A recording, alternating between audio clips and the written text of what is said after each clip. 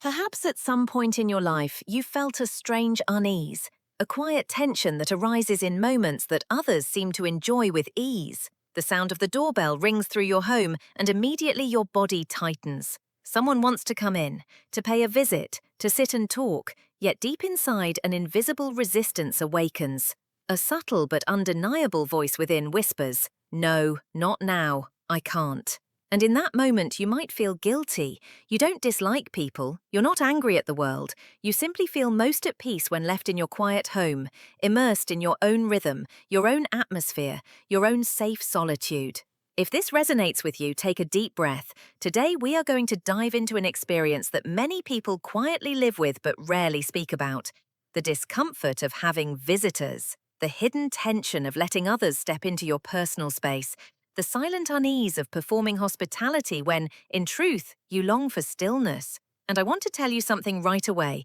This does not mean you are rude, unfriendly, or antisocial. According to Carl Jung, one of the greatest psychologists of the 20th century, this experience may actually be a reflection of something profound within your psyche, something deeply human, something worth honoring rather than suppressing. So in this journey together, I will share with you several insights inspired by Jung's work. Insights that can completely transform the way you see yourself. Together we'll explore why you feel this way, why it is not a flaw, and why it may actually be a sign of an important inner process unfolding inside of you. And by the end of this episode, I hope you'll walk away not only with understanding, but with a sense of peace, knowing that your longing for solitude, your desire for sacred space, is something worthy of respect. Let's begin with a simple moment, the doorbell. For some, the sound is neutral, perhaps even joyful. It's the sign of company, of laughter, of conversation waiting on the other side. For others, the same sound is a trigger. Your body tightens, your energy withdraws, your heart beats faster. A wave of inner protest rises. You may not even fully understand it. After all, you might enjoy people in other contexts. You can talk, laugh, even bond. But when it comes to someone entering your home, something in you resists. Why? Carl Jung gives us a powerful key here. He was the one who introduced us to the terms introvert and extrovert, not as casual labels, but as profound descriptions of how human energy flows. Extroverts replenish themselves outwardly. They feel alive in groups, in conversation, in external stimulation. The outer world feeds them. But introverts? Their well of energy flows inward. Silence, reflection, solitude, these are not luxuries, they are lifelines. For introverts, prolonged exposure to external demands drains them, and when someone enters their space, especially uninvited, they must suddenly activate their social self, their persona. That activation, that forced outwardness is costly. It pulls them away from their inner ground. And that is why the simple sound of a doorbell can feel less like an invitation and more like a disruption to something sacred. To understand this more deeply, let's talk about the meaning of home. On the surface, home is a structure. Walls, windows, doors, furniture. But in Jungian psychology, home is much more. It is a symbol of the soul itself. Every room reflects a part of you. The bedroom, intimacy and rest. The kitchen, nourishment, not only physical but emotional. The living room, your social face, the mask you wear when interacting. The basement, the unconscious, the memories stored below awareness. The attic, higher thoughts, ideas, visions. And the front door, the sacred threshold between you and the outer world. When someone crosses that threshold, they are not just stepping onto your carpet or sitting on your couch. On a symbolic level, they are entering the landscape of your soul. They bring with them their energy, their emotions, their stories. And if you are a sensitive person, you feel this as tangibly as if they had rearranged the very air around you. This is why your home feels so essential to you.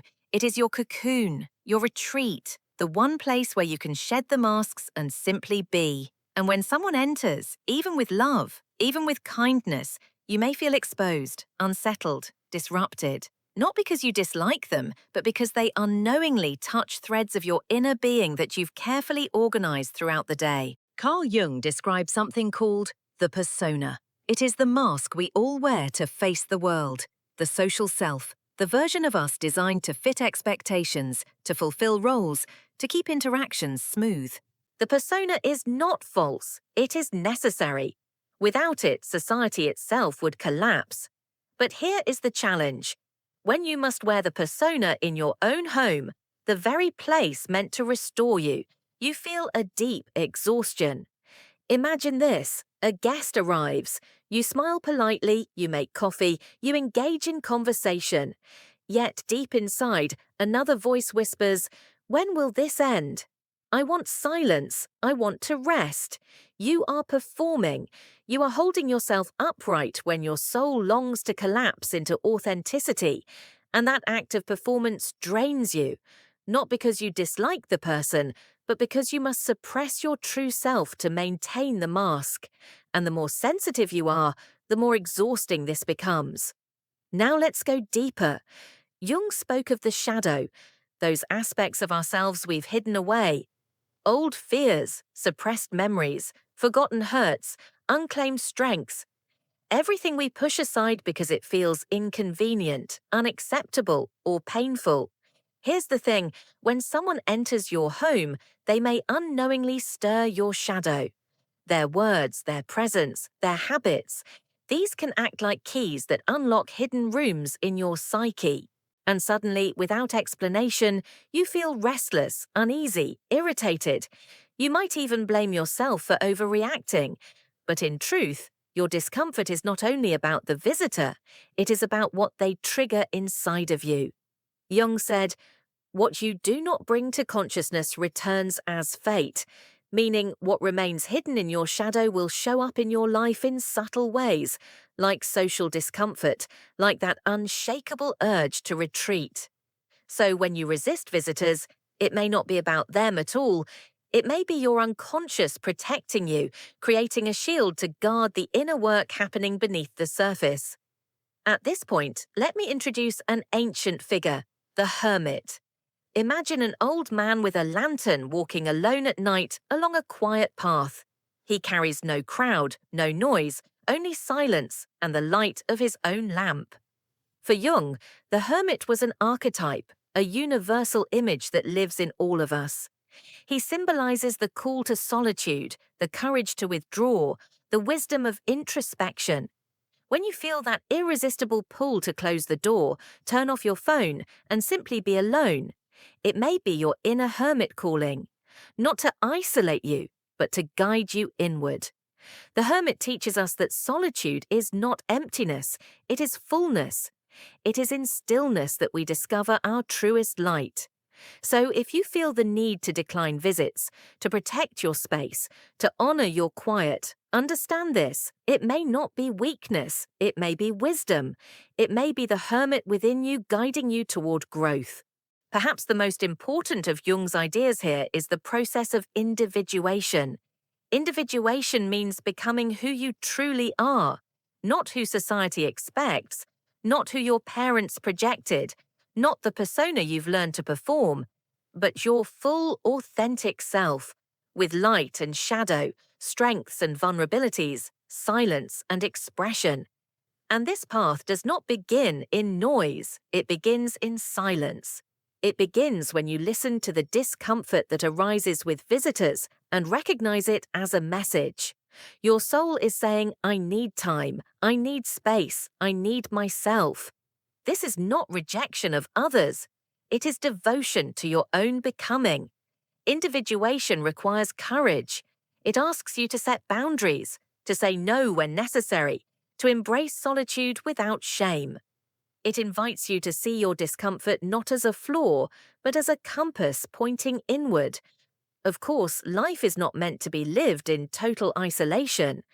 Jung taught that health comes from balance, from finding a dialogue between our need for connection and our need for retreat.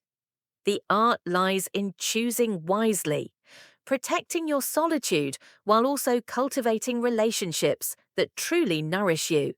Saying no to what drains you and yes to what uplifts you. You don't need to explain yourself to everyone. A simple "I need time for myself today" is enough. Those who love you will understand. Those who don't, perhaps, are not meant to walk closely with you. Creating rituals can help.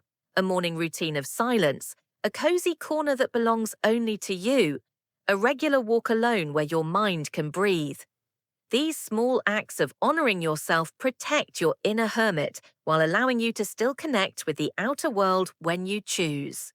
So let's come back to that doorbell. The next time it rings and you feel that familiar resistance, remember this: you are not broken, you are not cold, you are not unfriendly.